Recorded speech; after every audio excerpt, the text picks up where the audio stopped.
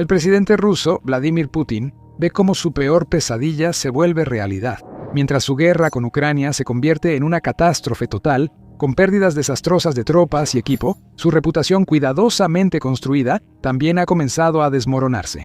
El exoficial de la KGB ya no inspira el miedo y respeto que antes, y la paranoia de Putin va en aumento, ya que incluso sus aliados más leales empiezan a volverse en su contra. Ahora, incluso los periodistas rusos informan que el presidente tiene cada vez más miedo de ser destituido del poder o asesinado, y puede estar recurriendo a medidas cada vez más drásticas y dañinas para mantener su control del poder, llevando a Rusia de regreso a la Edad Media en el proceso. Para entender exactamente lo que Vladimir Putin podría tener planeado, primero tenemos que dar un gran salto atrás en el tiempo, hasta el siglo XVI y los días del zar Iván IV, más conocido como Iván el Terrible, quien gobernó Rusia desde 1547 hasta su muerte en 1584. Iván era un gobernante profundamente paranoico e impredecible. Las primeras etapas de su reinado fueron relativamente estables, pero después de una década en el trono, dos eventos que cambiaron su vida alteraron por completo su perspectiva y su enfoque para siempre. El primero de esos eventos ocurrió en 1560, cuando la amada esposa de Iván, Anastasia, murió. A pesar de no haber pruebas en ese momento, Iván sospechaba firmemente que Anastasia había sido envenenada por sus enemigos. Años después, científicos examinaron los huesos de la zarina y encontraron niveles inusualmente altos de mercurio, lo que sugiere que la paranoia de Iván podría no haber estado fuera de lugar. Unos años después, en 1564, uno de los amigos más cercanos de Iván, el príncipe Kurbsky, lo traicionó. En 1558, Iván había lanzado un intento poco sensato de conquistar el territorio báltico de Livonia. Kurbsky inicialmente lo ayudó, pero después de pelearse con el zar y temer represalias, desertó a Lituania y finalmente lideró un ejército conjunto polaco-lituano contra las fuerzas rusas, propinándole a Iván una derrota militar aplastante y humillante en el proceso. El impacto de estos acontecimientos afectó la psique de Iván. Dejó Moscú y viajó al pueblo de Alexandrov, al norte, donde escribió una carta anunciando su intención de renunciar al trono. Sin embargo, la corte de nobles y clérigos que dejó a cargo no pudo gobernar eficazmente en su ausencia y le suplicó que reconsiderara su decisión. Él aceptó, pero con una condición sumamente importante: debía recibir poder absoluto, incluyendo la capacidad de confiscar las tierras de cualquiera que lo traicionara y ejecutar a cualquiera que sospechara de traición. La corte estaba desesperada, así que aceptó las condiciones de Iván.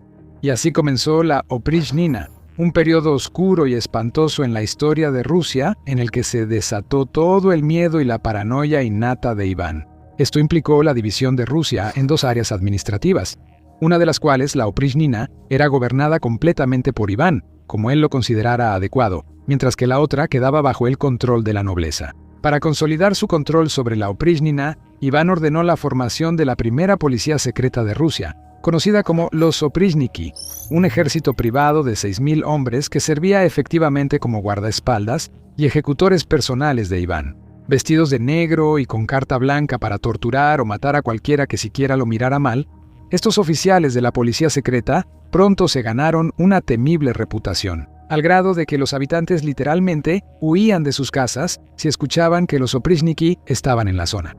La razón de eso es simple. Los Oprichniki eran increíblemente brutales. Algunos de sus métodos favoritos de ejecución incluían hervir a las personas vivas, empalarlas en estacas o despedazarlas con la ayuda de caballos. Incluso, los oficiales eran famosos por andar a caballo con cabezas de perro cortadas pegadas a sus monturas, un símbolo de su responsabilidad de olfatear y erradicar la traición donde quiera que se encontrara. Con el tiempo, Iván quiso extender su poder aún más allá de los límites establecidos de la Oprichnina y hacia la segunda ciudad más grande del país, Novgorod. Se había convencido de que los líderes de la ciudad y los ciudadanos más poderosos estaban conspirando en su contra, así que ordenó un sangriento asedio de Novgorod en 1570. El clero fue reunido y asesinado a golpes, y edificios religiosos como iglesias y monasterios fueron saqueados. Comerciantes, nobles y otros funcionarios fueron torturados y asesinados brutalmente, sin piedad incluso para sus esposas e hijos, quienes en muchos casos fueron reunidos por la fuerza y arrojados a un río cercano. Toda esta brutalidad y derramamiento de sangre ocurrieron por los miedos e inseguridades de un solo hombre. Si saltamos hasta el presente, los ecos del pasado son evidentes. Putin puede que no sea un zar o emperador en el sentido oficial, pero ciertamente tiene un historial de comportarse como uno. Él ha desafiado y reescrito repetidamente las leyes de Rusia e incluso la constitución del país para permanecer en el poder año tras año. También ha mostrado la misma crueldad que Iván el Terrible al ordenar la invasión de una nación vecina, y ahora está empezando a mostrar las mismas neurosis que le dieron a Iván su apodo de El Terrible desde el principio. Hay 3 razones principales detrás de esto. Primero, y lo más obvio, la guerra va increíblemente mal para Rusia.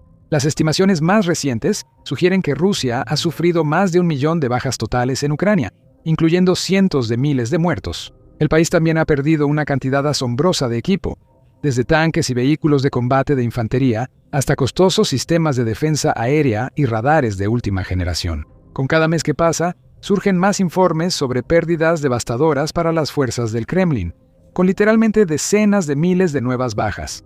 Eso quizá no importaría tanto si el país realmente estuviera logrando avances vitales en el terreno, capturando ciudades y pueblos importantes, rompiendo las líneas defensivas de Ucrania y avanzando hacia una victoria clara e inevitable.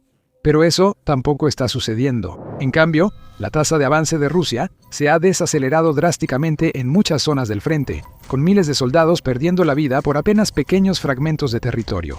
En ciertas zonas, las fuerzas ucranianas han logrado revertir la situación, recuperando territorio y haciendo retroceder a los rusos. Como resultado, la tasa de bajas de Rusia finalmente ha comenzado a superar su tasa de reclutamiento, y el país cada vez es menos capaz de incorporar suficientes nuevos soldados para reponer sus filas. En otras palabras, el ejército de Rusia ya no está creciendo, sino disminuyendo, y eso representa un fracaso absoluto para el hombre que está a cargo de todo, Putin mismo. El segundo gran problema es económico. Se suponía que la guerra de Rusia con Ucrania terminaría en cuestión de semanas. Se esperaba que las fuerzas de Moscú arrasaran las líneas defensivas de Ucrania y levantaran la bandera rusa en las calles de Kiev con facilidad. La operación habría costado dinero, pero podría haber generado más ingresos a largo plazo, ya que Rusia explotaría sus nuevos territorios. Eso no sucedió.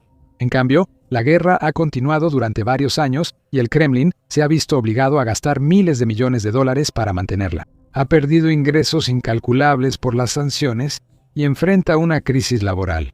Además de que hasta 1 millón de rusos capacitados han emigrado para empezar nuevas vidas en otros países.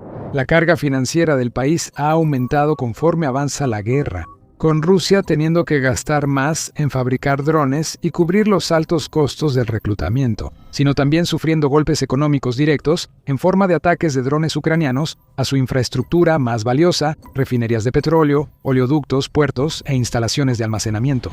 Estos ataques son más frecuentes e impactantes conforme la industria de defensa ucraniana se fortalece, causando mayores pérdidas a su oponente.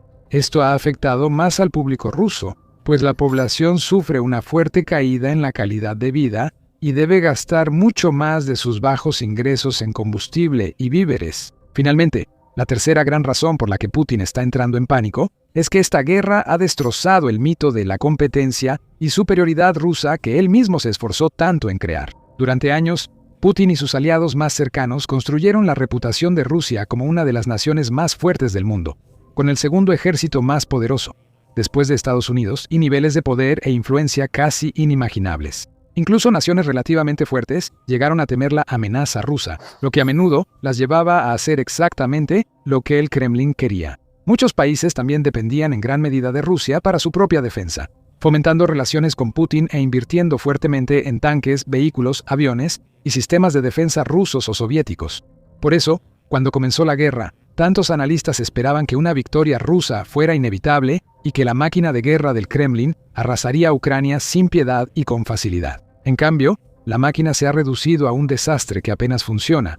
Avanzando con la eficiencia de un tractor de 50 años, los mejores tanques rusos quedaron en ruinas humeantes. Su fuerza aérea nunca pudo lograr la superioridad, a pesar de comenzar la guerra con una inmensa ventaja, y su supuesto ejército, capaz de vencer a cualquiera, ha fallado una y otra vez en alcanzar casi cualquiera de sus objetivos declarados. Como resultado, el Kremlin ha perdido su poder intimidante, y la gente ya no ve a Moscú ni a Putin como lo hacía antes. Ahora, antes de profundizar en lo que todo esto significa, si este es el tipo de análisis que quieres ver más seguido, asegúrate de suscribirte a The Military Show. Lo explicamos así cada semana. Durante las primeras etapas de la guerra con Ucrania, Los funcionarios rusos siguieron la línea y no criticaron abiertamente al Kremlin ni señalaron los fracasos de Putin. Sin embargo, con el paso del tiempo, la situación ha cambiado de manera bastante dramática, con un número creciente de altos mandos militares y élites de Moscú expresando sus frustraciones de varias maneras. El ejemplo más dramático de esto fue el motín del grupo Wagner, en el que uno de los confidentes más cercanos de Putin, Yevgeny Prigozhin, se volvió en su contra e incluso lideró una breve marcha hacia Moscú. Prigozhin finalmente pagó por esto con su vida, muriendo en circunstancias muy sospechosas en un accidente de avión poco después. Nadie quiere convertirse en el próximo Prigozhin, y no ha habido ningún otro intento de alto perfil de destituir a Putin de su puesto. Al mismo tiempo, el poder del presidente ha disminuido notablemente. Los nacionalistas rusos más radicales, que antes lo admiraban, ahora lo llaman cobarde y piden su renuncia. Su índice de aprobación entre el público ruso ha caído a un mínimo histórico, y los rumores han comenzado a circular de que incluso los oligarcas ricos y los aliados leales que han permanecido en silencio, apoyándolo todo este tiempo, están llegando a su límite. Putin está consciente de esto, y al igual que Iván el Terrible, ha comenzado a ser víctima de su propia paranoia. Vimos las primeras señales de esto a finales de 2024, y durante todo 2025, cuando el presidente llevó a cabo una purga al estilo de Stalin, destituyendo a un gran número de generales rusos, oficiales de alto rango, ministros y otras élites. Muchos fueron acusados de corrupción y arrestados. Otros fueron obligados a retirarse en silencio o desaparecieron de la vida pública en circunstancias extrañas. Algunos, como el exministro de Transporte Roman Starovoy, incluso fueron encontrados muertos. Todo el episodio reveló mucho sobre el perturbado estado mental del presidente, ya que sistemáticamente se dedicó a remover de sus cargos a personas experimentadas y en quienes antes confiaba, reemplazándolas a menudo por personas que eran vistas como menos competentes pero más leales. Y en realidad no parece haber hecho mucho para calmar el pánico de Putin, ya que un informe de mayo de 2026 reveló que el presidente vive con el temor de que podría ser asesinado o removido del poder en cualquier momento. El informe fue elaborado por un país de la Unión Europea, no identificado y publicado en la plataforma de periodistas de investigación rusos independientes, Historias Importantes, el 4 de mayo. Se afirma que el Kremlin ha entrado en un estado de mayor alarma desde marzo de 2026 y que el propio Putin está cada vez más preocupado por personas que conspiran en su contra. Para ser más preciso, supuestamente el presidente está preocupado por el uso de drones para asesinarlo por parte de miembros de la élite política de Moscú. Como resultado, el Servicio Federal de Protección FSO, responsable de la seguridad del presidente y otros funcionarios, recibió la orden de reforzar la protección de Putin. Todos los visitantes a la administración presidencial ahora deben pasar 2 niveles de verificación, incluyendo una inspección completa por parte del personal del FSO. También se informa que Putin visita menos lugares, y ni él ni sus familiares más cercanos pasan tiempo en sus residencias habituales en la región de Moscú o en Valdai. En cambio, según el informe, ahora Putin pasa gran parte de su tiempo escondido en búnkeres reforzados, y los medios rusos utilizan videos pregrabados para hacer parecer que sale y se mueve más de lo que realmente lo hace. Además, las redes de comunicación en ciertas zonas de Moscú se están desconectando periódicamente, y Putin no tiene intención de visitar ningún sitio de infraestructura militar en 2026, a pesar de haber visitado varios de estos lugares en 2025. El FSO también controla y coordina toda la información y publicaciones mediáticas relacionadas con el presidente, dictando efectivamente lo que los medios pueden y no pueden decir sobre él. Además de todo esto, los funcionarios y empleados del gobierno que trabajan cerca de Putin no tienen permitido usar sus propios teléfonos móviles ni acceder a Internet en su presencia. Tampoco pueden usar transporte público y deben depender solo del transporte del FSO para moverse. Algunos, como los chefs personales de Putin, fotógrafos y guardias, han tenido sistemas de vigilancia en sus casas para que el FSO los vigile y asegure que no conspiran contra el presidente. Han pasado siglos desde los días de Iván el Terrible, pero muchas de las mismas características de su reinado pueden verse una vez más con Putin. Quizá no sean tan brutales o sanguinarios, pero el FSO actúa como una versión moderna de los Oprichniki, protegiendo a Putin a toda costa y buscando señales de traición o conspiración en su contra. Y puede que hayan encontrado a su primer gran culpable, el exministro de Defensa, Sergei Shoigu. El informe indica que Shoigu, actual secretario del Consejo de Seguridad de la Federación Rusa, mantiene gran influencia en el mando militar y ha sido vinculado a un posible golpe de Estado. Esto puede explicar en parte por qué el ex primer adjunto de Shoigu, Ruslan Salykov, fue arrestado a principios de marzo, debilitando indirectamente la posición de Shoigu, y algunos expertos creen que él podría ser el siguiente en ser procesado y purgado. Mientras tanto, Putin también ha ordenado al FSO reforzar la protección de 10 generales rusos de alto rango, que son considerados sus aliados más leales, incluyendo al primer jefe adjunto del Estado Mayor, el coronel general Nikolai Bogdanovsky, y al jefe adjunto del Estado Mayor, el coronel general Sergei Istakov. En resumen, aunque el presidente parece tener un pequeño círculo de confianza, parece cada vez más desconfiado de cualquiera fuera de ese círculo y tiene pocos reparos en procesar y castigar a cualquiera que muestre incluso la más mínima señal de disidencia. Si continúa por este camino, algunos analistas argumentan que Putin podría provocar una Oprichnina del siglo XXI que eventualmente podría poner fin a su tiempo en el poder y quizás incluso a su vida. Uno de esos expertos es Roman Anin, un periodista de investigación y fundador de Historias Importantes. Él afirma que la guerra entra en una nueva fase, no en el frente, sino entre clanes del aparato de seguridad ruso por el trono de un dictador debilitado. Mirando hacia el futuro, Anin sugiere 2 escenarios potenciales que pueden superponerse e incluso ocurrir simultáneamente. El primero es que Putin seguirá otorgando más poder a sus agentes de la FSO, así como a la Guardia Nacional, que incluso podrían convertirse en un equivalente ruso del Cuerpo de la Guardia Revolucionaria Islámica de Irán, IRGC, encargados de llevar a cabo lo que Anin llama una represión sin precedentes de la sociedad rusa para sofocar cualquier posible complot, conspiración o rebelión. El segundo escenario que Anin imagina es un nuevo periodo tumultuoso, que fue el nombre dado al periodo de crisis política y social en Rusia, que comenzó a finales del siglo XVI y continuó a principios del siglo XVII. Este periodo incluyó anarquía política, guerra civil, invasión extranjera y hambruna, y muchos historiadores sostienen que fue resultado directo de las políticas de Iván el Terrible o la Oprichnina. Temen que la historia esté a punto de repetirse, ya que Putin se vuelve cada vez más desesperado y paranoico, y no se detiene ante nada para mantenerse en control del país. Todas las señales apuntan a eso. Putin no solo está purgando a funcionarios y consolidando a sus fuerzas más leales a su alrededor, sino que también ha expandido enormemente el poder del Servicio Federal de Seguridad, FSB, el equivalente moderno de la KGB, de la era soviética. Mientras tanto, aunque aún no se han registrado ejecuciones en las calles, los agentes de Putin han comenzado a arrestar y torturar a civiles inocentes. En febrero de 2026, por ejemplo, surgieron informes sobre una traductora llamada Svetlana Sabelieva, quien se enamoró de un soldado ucraniano e intentó reunirse con él. Fue capturada y brutalmente golpeada para obligarla a confesar un crimen que no había cometido, intentando unirse a las Fuerzas Armadas de Ucrania para que pudiera ser acusada de traición. Ella es una de un número cada vez mayor de prisioneras políticas condenadas por cargos fabricados de terrorismo, traición y extremismo.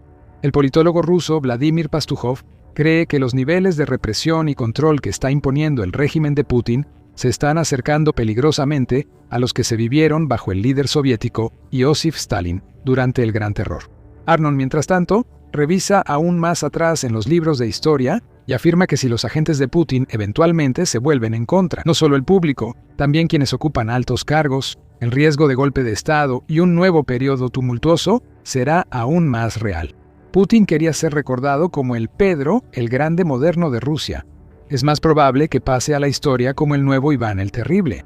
Ahora, puedes aprender más sobre la dramática caída del presidente en este video, que explora cómo Rusia se dirige hacia una humillante derrota táctica. O mira este video para echar otro vistazo a los libros de historia sobre cómo Rusia podría estar a punto de sufrir su tercer colapso dramático. Y finalmente, asegúrate de suscribirte al canal para obtener más análisis perspicaces e informes de última hora sobre la guerra entre Rusia y Ucrania.